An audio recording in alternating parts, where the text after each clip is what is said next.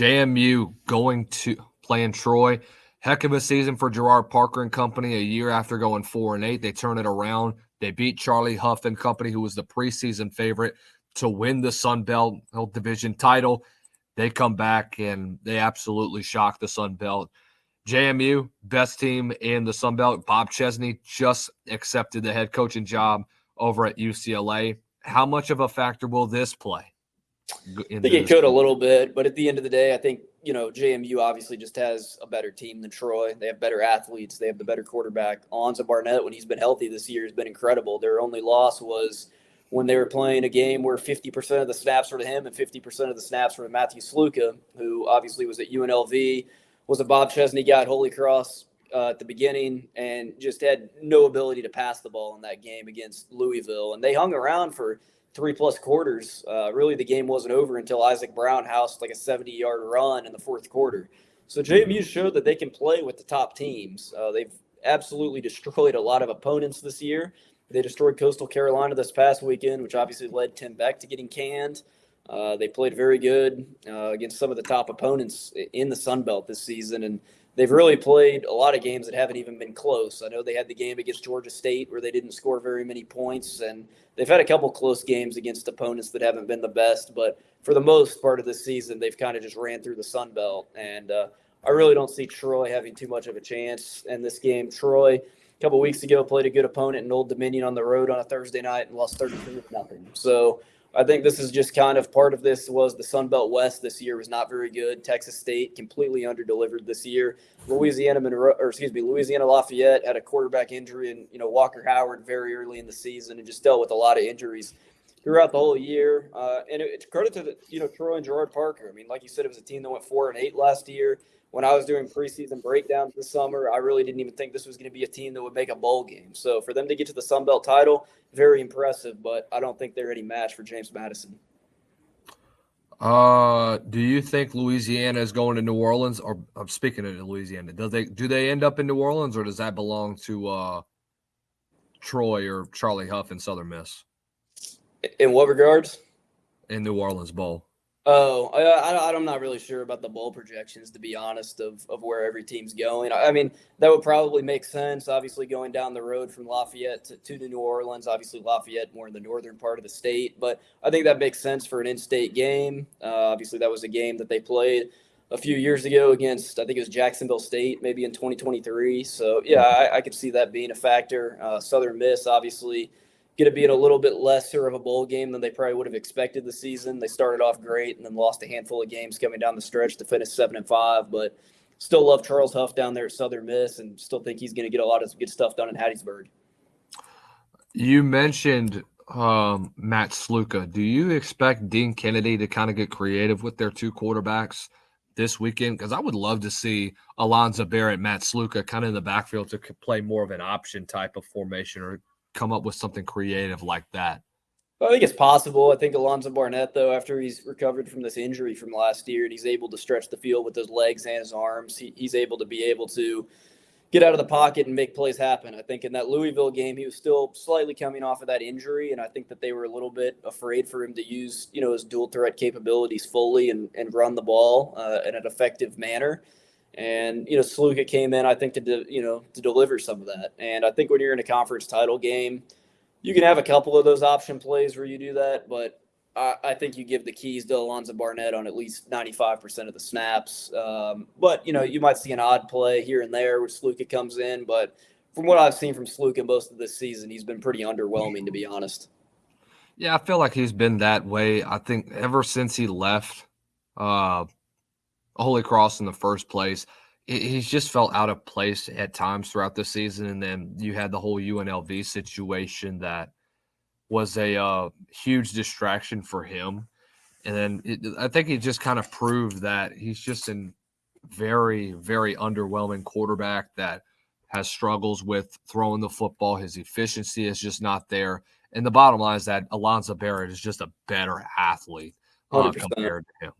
So when I know it's a 21.5-point spread, I have it's very hard to dictate to me because look, JMU is just kicking the crap out of everybody this season. And was this expected a lot in the preseason? I mean, at times, yes. Were they perfect last year?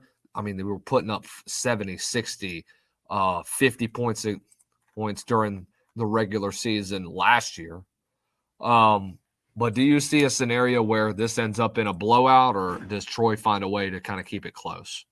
I mean, I think for a conference title game, giving a team 3+ scores is a lot on the spread. I mean, I think Troy has the ability to get up for this game and play their best game of the season. The problem is they could play their best game of the season and still lose by 21 points. I feel like JMU is dominated teams in the Sun Belt that much.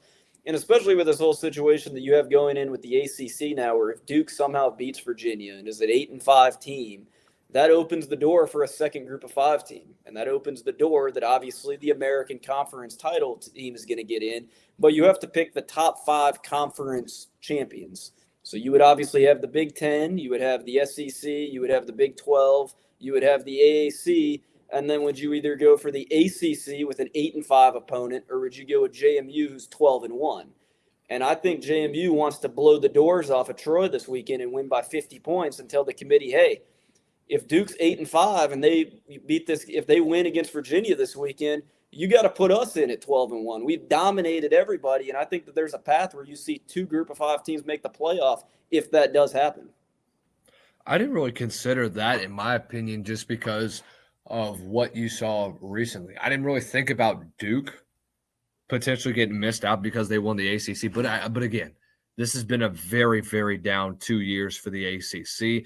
I would kind of agree with you on the sense that you have a G5 school in JMU or a North Texas or a Tulane that is consistently playing at this level. But do you think that the powers that be of the committee would do something like that? Do you really think they leave out a major conference for 2 G5 teams? Yeah, I mean, I look at the committee and say probably not. I mean, I hate to say it, but I think they probably would put an 8-5 Duke team in. Does an 8-5 Duke team that lost to UConn and Tulane have any business in the college football playoff? Absolutely not. But at the same time, they're going to probably look at that power conference game against Louisville and say, well, you lost to Louisville, and Louisville really sputtered at the end of the season. They were ranked after they beat Miami, and then they lost, a handful of games coming down the stretch. And the committee's going to do everything they can to only put one G5 team in. But I think that there is an opportunity for JMU to present themselves and say, hey, the door is cracked for this opportunity if Duke does win. The fact that Duke is in the ACC title game in the first place is kind of a joke. I mean, they deserved it. They only had 2 conferences losses, and by tiebreakers, they do deserve to be in. But it's kind of just, a shameful thing that the ACC has kind of just self-cannibalized themselves into the point where Duke could possibly be their lone ACC, team in the playoffs. But at the same time, I think they look at it where they can't put Duke and Miami in that position. Whereas if they took the ACC out of the conference title and put JMU in as the 5th conference title team, then they could put Miami in as an at-large.